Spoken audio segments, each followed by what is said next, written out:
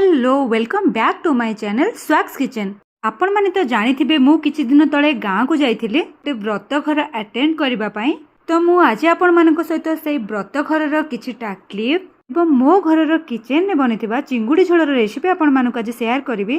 टिंगिरी महाशया जनक होचंती मोर झियारी जे कि चिंगुडी को काका काका कहि कि पूरा तार सर्जरी करि सारलानी। जो दिन मो गाँव में पहुँचली रास्तार टाइगर प्रॉन को पाई मोर तो चिंगुडी बहुत पसंद। आपण मैंने जानी थे मुझे आगुरी शेयर करी। आमिष देखले तो मो निजको बिल्कुल कंट्रोल करि पारेनी। तो बिना किछि भाभी चिंती कि मु फटाफट केजी टाइगर प्रॉन को किनी नेइथिली। एठी मोर सान भौणी चिंगुडी को भल भाव टिके सफा करि नउछि। हाँ हाँ खाली सफा करूनी, आजिर रेसिपी आपण ता हाथर ही खाइबे। तो से केमती कौन बनाऊँगी आपण वीडियो को शेष पर्यंत कंटिन्यू करंतु। चलंतु स्टार्ट करबा आज रेसिपी। तो एठी कड़ई बसैकी चिंगुडी सब को पकई दियागला एवं तार गोड़ निश जहाँ भी सब कटा होता से सब की पकई दियागला। तापर गैस को हाई फ्लेम रे रखिकी तार पानी टिके ड्राई होला परे एथरे गोटे चमच तेल एवं गोटे चमच हळदी गुंड पकईकी एठी टिके फ्राई कर नबा चिंगुडी को। कड़ई को आपण माने प्लीज इग्नोर करेंगे कि गाँव में भेज आउ नॉन भेज कंटेनर सबू अलगा। आमर बिल्ली एठी चिंगुडीर बास्ना को आउ सही न पारिकी एठी खाली टहल मारछु केमती देखंतु। तो जेमती गरम कड़ई को पूरा खाइजिवो। गोटे चिंगुडी भाजिबा भितर चलंतु आमे फटाफट मसला को बनै देबा जद्वारा चिंगुडी तरकारी हमर जल्दी हो जिवो। प्रथमे कड़ई रे तेल देन टिके चीनी एवं तापर जहाँ भी गोटा मसला अवेलेबल थिला से सब को पकई दिया गला। गोटा मसला 30 रु 40 सेकंड टिके भाजी होबा परे गोटे पियाज को एठी काटिकी पकई दिया जायछि। पियाज भाजिबा परे आमे अदा रसुण पेस्ट को पकई नबा। ये पेस्ट टमाटो गोटे भी मिसिकी ग्राइंड हो जाइए। तो आपण मानक आगुरी चिंगुडी रेसिपी झोल शेयर करिछि बार बार सेमती ही एठी होचे। मसला उपरे गोटे चमच हळदी गुंड गोटे चमच काश्मीरी मिर्ची को एठी पकई नबा एवं तापरे more all time favourite pasta मसला टिके एथिरे पकई नबा। पास्ता मसला न पकेले कोन चिंगुडी झोल जमिबो कि। देन मसला उपरे आमे गोटे चमच जीरा पाउडर एवं गोटे चमच धनिया पाउडर को पकई नबा। तापर मेंचाए कस्तूरी मेथी को एथिरे पकई नबा। देन मसला को भल भाव कषाकषि करिकी तेल टिके मसलार ऊपर को उठी आसबा परे आमे सिझे रखिथिबा आलू को एथिरे पकई नबा। सान भौणी मोर एठी आलू काटी काटिकी हालिया हो गलानी देखंतु।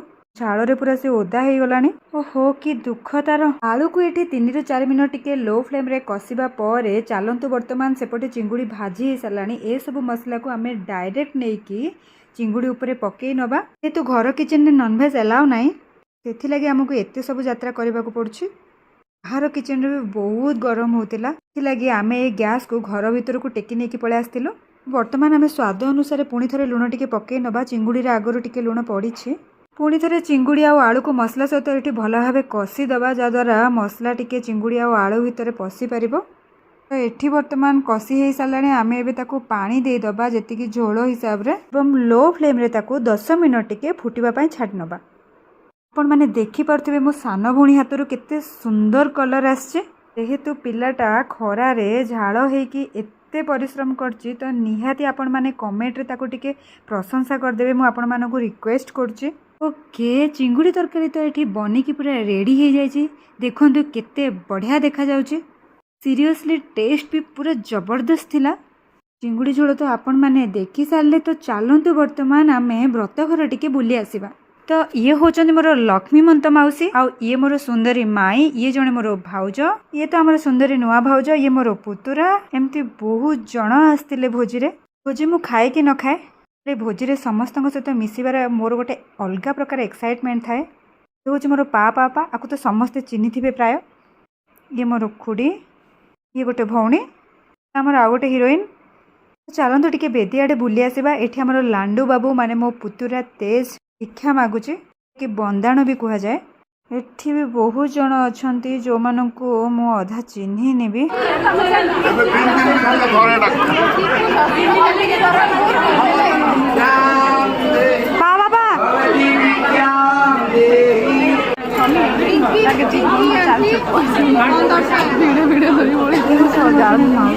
से जने पीयूषी झी, ये भी मोर पीयूषी झी माने मो लील दीदी एवरग्रीन दीदीटा मोर फेवरेट दीदी भी। ये होचंती मोर भाई भाउज माने मोर बड़ मौसी सान पुओ बोहू। फोटो जे उठुची सी होची मोर झियारी मेघा। एठी मो वीडियो करछु बोली समस्ते जानि सारिलेनी तो टिके टिके स्टाइल मार दोचंती एमती। ये होची मोर अभड़ा, लाडली मौसी, रूपाली, लील दीदी एमती सब। तो एमाने मोर मौसी मौसा ଏବେ ମୁଁ ଆପଣମାନଙ୍କୁ ଆଉ ଗୋଟେ ବଢ଼ିଆ ଫଟୋ ଦେଖେଇବି। ଏଠି ଆଉ ଗୋଟେ ମାଉସୀ, ମାଇଁ, ମାଉସୀ, ମାମା ଏମିତି ସବୁ ଠିଆ ହେଇଛନ୍ତି। ଦେଖନ୍ତୁ ଭାଇ ଭଉଣୀ କହ କାହାଣୀ। ଏଇ ଦୁଇ ଜଣ ହେଉଛନ୍ତି ମୋର ଅତି ପ୍ରିୟର ବାଦଲ ଭାଇ ଏବଂ ପାପା। ଚୁମ୍କି ଅପା ଏବଂ ଭାଇନା ବି ଏଠି ବସିଛନ୍ତି। ବା ଏବେ ଆସିଗଲା ଗୋଟେ ନିଆରା ଫଟୋ। ହେଉଛନ୍ତି ଆମ ଫ୍ୟାମିଲିର ସବୁଠୁ ଫାଷ୍ଟ ଏବଂ ସବୁଠୁ ଲାଷ୍ଟ ଛୁଆ, ମାନେ ମୋ ବଡ଼ ମାଉସୀଙ୍କ ସବୁଠୁ ବଡ଼ ପୁଅ ଏବଂ ମୋର ଗୁଣବନ୍ତ ଭାଇ ସବୁଠୁ ସାନ। ଏଠି ଦେଖିପାରୁଥିବେ ମୋ ପୁତୁରା କେତେ ବଡ଼ ଟଙ୍କା ମାଳ ଝୁଲେଇଛି।